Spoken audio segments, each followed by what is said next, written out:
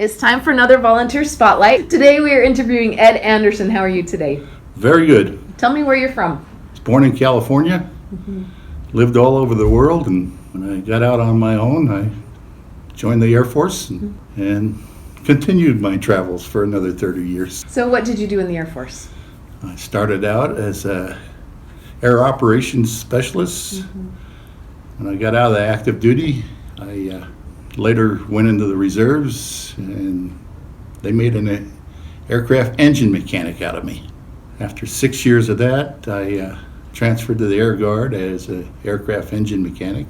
Later on, became a crew chief, and then retired. When I got out of active duty, I went to work for the airlines and quit a perfectly good job and went skiing for a winter and met my wife, so I couldn't move back to where the airlines were, so I ended up staying in Utah, and that was 50 years ago. What were some of the aircraft that you were associated with or that you worked on either during active duty or the reserves? Well, I was associated with F-102s, T-33s, in the reserves, F-105s and T-33s.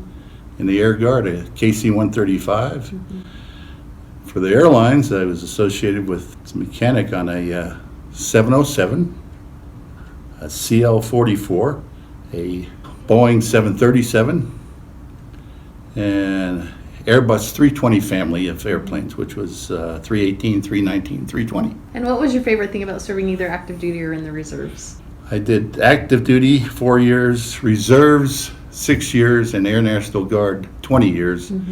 And I don't regret any of it, but if I had it to do over again, I'd start with the Air National Guard. What made you come to the Hill Aerospace Museum to start volunteering?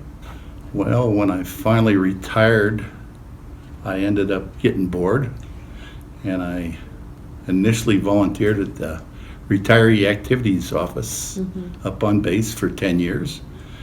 And after 10 years, I decided I needed a change, so I thought I'd come down here and volunteer. And what is your favorite thing about volunteering?